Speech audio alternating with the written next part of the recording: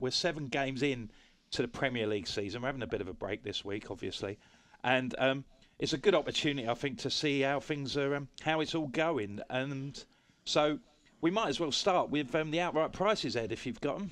Yeah, so currently it's Man City as you'd expect fives. They're 4-6. United are 13-5. Chelsea all the way out to 10-1 after last week's defeat. Then you have Tottenham at 12s, Liverpool and Arsenal at 33 since 500 bar then. Right, I'll start by asking all three of you the same question. 4-6 City, Charlesy, interested? Yes, I think I'm looking at the situation. I know there's only 7 games gone, but I have to say I'm struggling to see who's going to finish above City. I know they had this fast start last season and it all, fell apart. But to me, they just look such a superior side now. The Chelsea game in particular, I was going into that thinking, Chelsea have picked up here. They could be genuine challengers, and the ease with which they won that game. Well, that was 1-0. I thought the score flattered Chelsea really. And when you think City are missing 3 first-choice players, Company out, Aguero out, Mendy out as well, and you wouldn't have really noticed, any difference at all. I thought they made Chelsea look very ordinary. And this is a Chelsea side that in the week had looked very impressive themselves when they won at Atletico. Another reason I like City is just looking at the competition. Man United are the side up there with them, but their start has been so soft at the moment. I mean, I think they've played. All the teams they played have been in the bottom or in the current bottom half of the table. I just feel that once the tougher games they play, I think we're yet to see how well United are going to fare. Pogba being out long term, I think it's going to be a big miss as well when they play them big games. What do you think, Mark? Do you think City are going to fade away like they did last year? No, I don't think they will fade away. I mean, it seems to be built on a lot more solid foundations, I think, this time around. I mean, they did go to Old Trafford last year, putting a similar kind of performance to what they did against Chelsea when they absolutely destroyed United only by 1 goal, and then it went wrong. But, Ederson in goal looks a much better upgrade on the Bravo that we saw playing for City. I don't know what happened to him last season. He was horrendous. I mean, Walker's made a big improvement to them at right back as well. Stones was concentrated very well, and Otamendi looked strong as well. So you're struggling to find a weakness. They were bringing on, even despite those injuries, they're bringing on, Bernardo Silva and players like that, and and Kevin De Bruyne. I think he's showing everybody just how good he is. So I would be surprised, if City didn't win the league.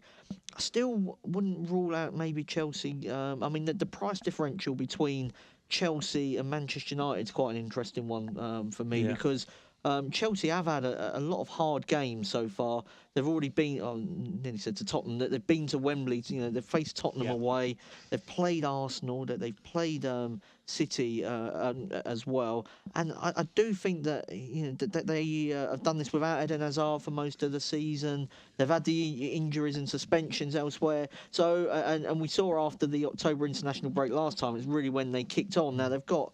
That the Champions League will take its toll on them, I suppose, this time around. But I wouldn't be surprised, if they were sort of closer to City maybe than what the price suggests in comparison to Manchester United, because I'm not sure about United at all, I have to say. I think United are working. We're going to have to wait and see, aren't we, until, like Dan says, until they've played a better grade of opposition, perhaps. Ed, are punters filling their boots on City? Yeah, I suppose City's the selection that most people are tucking into now as well. Like, obviously, you'd have a large United following, throughout UK and Ireland and globally, obviously. But so they'd be backing them as well. Like I'd agree with both of the lads. Like, I suppose the only caveat is, and Dan touched on it. Like, I mean, I think they won 7 or 8 on the bounce last year, and they obviously didn't win it. But they do look. I suppose they look better this season, right? And even at half time, the last day against Chelsea, they're actually a shorter price than they were pre-match. Such was their dominance. I suppose Tottenham must one thing I'd say about Tottenham, they must be kicking themselves moving to Wembley this season, because their away form's outrageous. Like, if their home form could have matched what they had in White Hart Lane this season, I think they'd be right in the thick of it. But it probably will elude them this year, given the move to Wembley. Do we think they're going to be the top 4?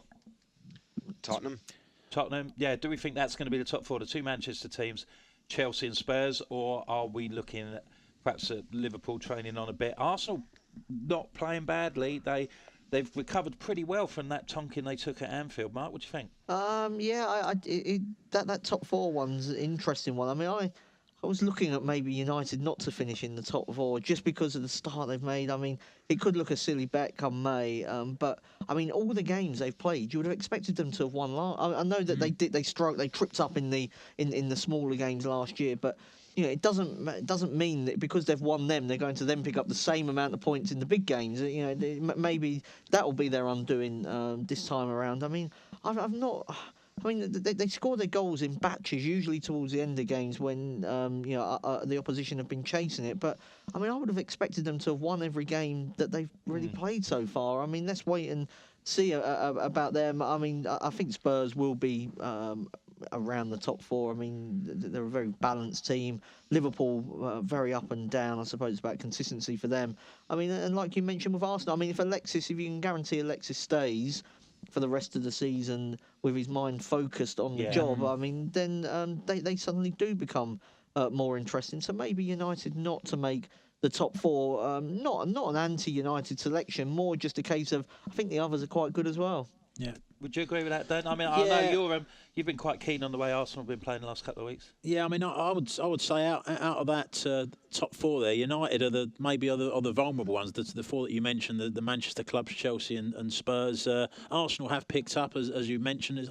I think that if they do kick on from now, they'll look at that Chelsea game as kind of the moment when they realise, to play as a team. And given after that Liverpool performance when they were so shambolic, they did seem to discover a team ethic in that Chelsea game, and with a better side. A bit like Chelsea having their epiphany when they went to Arsenal last year. That was the game that turned their season around. Exactly, but a lot of it again depends on. I mean, Özil at the moment's injured. Once you reintegrate Özil into the side in those big games, his lack of tracking back, are they good enough again defensively? So it could be a problem that rears its head again. They've not been good in these big games for a couple of seasons now, Arsenal. If their performances in those big matches is the same, they're going to struggle. I think to break that top four. I'd be surprised if we see Ozil making much of an impression now at Arsenal. Yeah, I think they want to get rid of him, don't they? I think.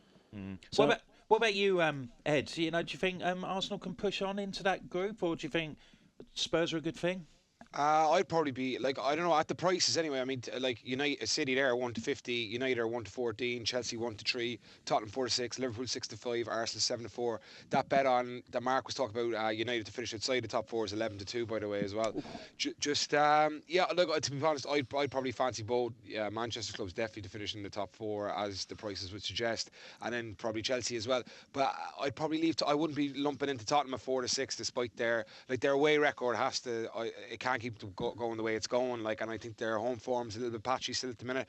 So at the prices, I'd probably go for Liverpool at 6-5. I just think they've been very unlucky in a lot of the games against, I suppose, the teams they should have beaten, like even Newcastle last weekend. Like their XG is way higher than what they're actually scoring in the match. So that's why they're going off such short prices in matches as well. So yeah, I expect Liverpool to have an upturn in form and start accumulating points.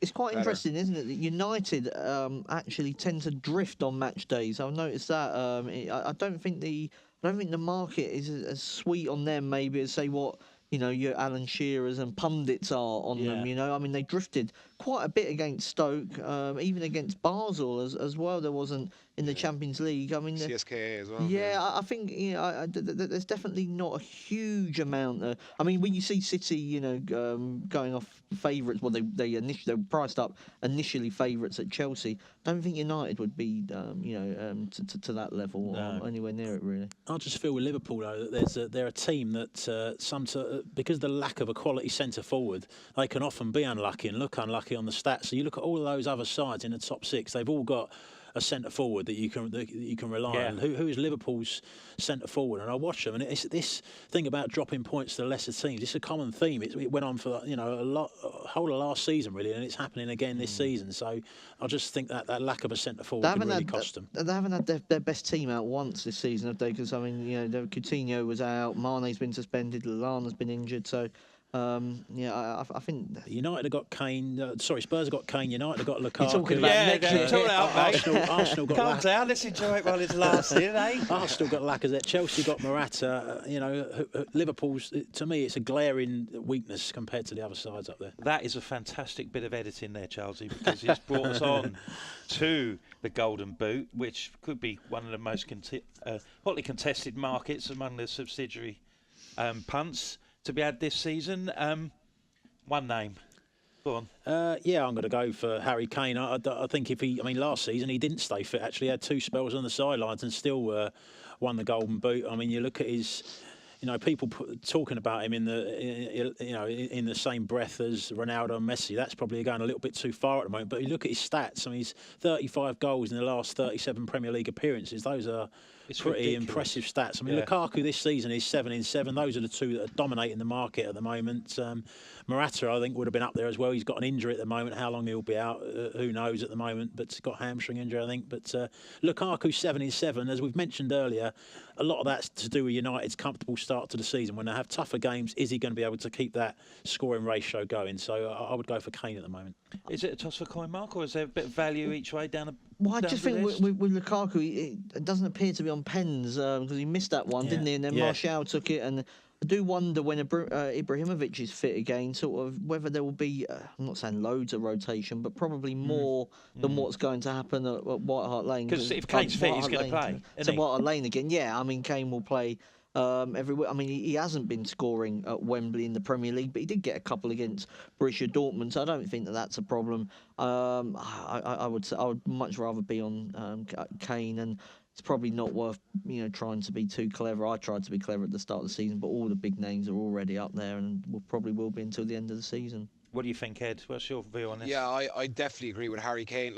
Harry Kane there is 7-4, Lukaku's 23-10, Morata 8-1. I mean, that could be pushed further. I mean, he's out for 4 weeks at least, I'd say now. Gabriel Jesus, Aguero 17-2. Again, Aguero's injured obviously as well. Lacazette 14-1 will be one that appeal as well. Just in terms of the place terms, I'd agree with that. I think he's looked sharp, and I think if he establishes himself at Arsenal, I think 14-1 for him is a decent each way price.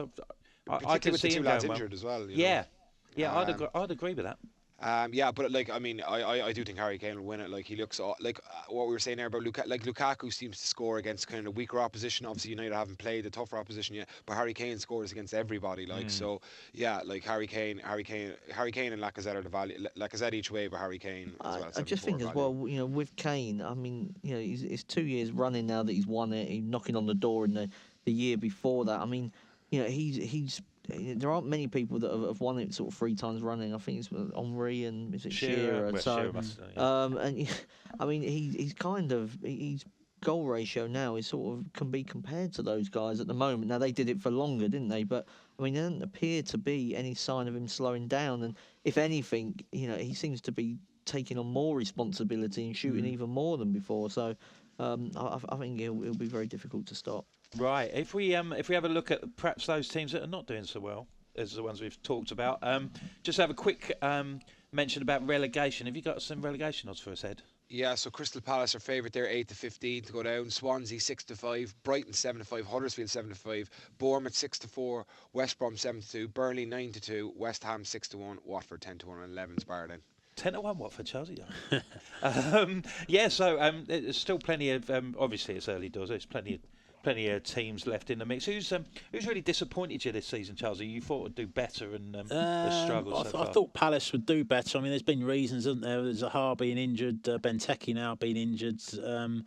But I actually think they might stay up, Crystal Palace. I think we're only 7 games into the season, and I mean, I look at last season. There was 22 games in, they had 16 points. I mean, it's not beyond the realms that they could be in a similar position at the same stage of this season. They stayed up quite comfortably in the end last season. Okay, they had some great results against the big teams, but the Benteke injury, I was looking at their fixtures. He's probably going to miss the next 4 games because you've got another international break. So Zaha's coming back very soon. So you could have the 2 of them, playing a batch of 8 games before Christmas. Those 8 games are against teams outside the top 7. So there's a lot of winnable games there when the 2 of them, who are crucial to Palace, could be playing. The 3 for me, Huddersfield still, to me, don't score enough goals. Lack of. We'll have to see how Mooney does, the new signing. He's had a period of injury, but Brighton as well just don't score enough goals. Swansea, I think, are struggling. I thought Swansea would do all right. I mean, I've sat on this sofa, and it wasn't that long ago, and I said to Bruce was in the chair, and I said Yeah. I thought Swansea were a good handicap. I did bet as this well year. at the start of the season. I But, think it's the just fallen Sigurdsson flat. They're just blow is hitting them a lot more than maybe we thought. And I'd agree. I think they're struggling. going to struggle. Yeah. And then I also said I thought Burnley get relegated, and look how they've done. So. I was the same with Burnley as well, and that's the Everton result. I mean, I was even saying before that game that there's a chance they could get dragged in. I'm not so sure now. I think they're such a, as long as Deitch stays there. I mean, there's been talk of interest in him, but if he stays there, they're so well organised and defend so well. I think that'll see them through. What do you think, Mark?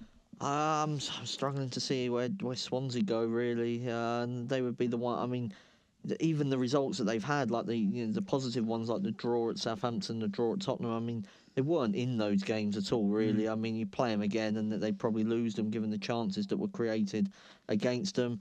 Clement seems to have gone very negative in his approach, which I'm not sure. And they actually picked a few more forward players against West Ham, but they didn't create anywhere near enough. I think they've got themselves into this mindset now of being, a defensive side. And yes, Sigurdsson's gone, but I think they're okay up front. I think that if you get Boney and Abraham up front together, I think that to me can still do damage in the Premier League. But he's picking very defensive teams mainly. And I'd fear for them probably more than anyone else at the moment. Yeah. What about you, Ed? What do you think on this? Yeah, like I hear what Dan's saying about Crystal Palace, like, but I just think, I suppose last season they had Sam Allardyce, like, and I don't know, he's just the best at keeping teams up, like, in my opinion, like he's even better than Pulis. So I think they could be, well, I wouldn't say they're gone yet, but they're very, very vulnerable, like. And yeah, I think Swansea again, kind of, I think Bonnie's injured now as well. Yeah. But like in Tammy Abraham, he's a class striker. Like I can see him scoring, I don't know, 9-10 goals this season, maybe something like that kind of spread. But like Brighton, I could see, like, just because they're lack of striker. The only thing I will say about Burnley as well is I've priced up next actually Everton manager there for just because Koeman looks like he's on the brink, and like I wouldn't be surprised if Everton went after like a Sean Dyche. That's who I'd be going for anyway if they're asking for my opinion. Yeah, that and could be a good shout. You'd definitely see the Burnley price shorten in relegation if Dyche were to leave, like, because like if a Premier League job does come up of that ilk, like Sean Dyche has to be in the reckoning for it, like. I just think with Burnley, I mean, I wouldn't rule out the relegation still. I mean, you've got that option, of course, of Dyche going. I mean, but their squad is so thin, and they've done brilliantly. Even when they came up, I mean, they must do very well on the sports science. To keep their players, it feels like the same 11 players every week. I mean, it's for a manager who sounds like he smokes 40 fags a day. It doesn't take that much, does it, to suddenly get like 2 or 3 injuries? I mean, Crystal Palace, for instance, have got their injuries at the moment. What about if Tarkowski gets injured, or their subs bench doesn't look particularly strong? So that would be, that would still maybe they're just a concern stronger me. team and not relying so much on star players for one. But we saw when they made changes last year in the FA Cup, they went out to Lincoln. So lost to Leeds at home as well in the League Cup this year. They don't bat very deep. So yes, they've made a brilliant start away from home, but actually in games where they've been expected to win, they haven't been able to win them. So if you suddenly stop picking up points against the big teams, maybe that becomes a problem if you then can't beat your West Broms at home and Huddersfields at home. So at a price, I'd probably go for them. Right, okay. Hopefully there's plenty of pointers there for you to get stuck into once the Premier League action gets going again.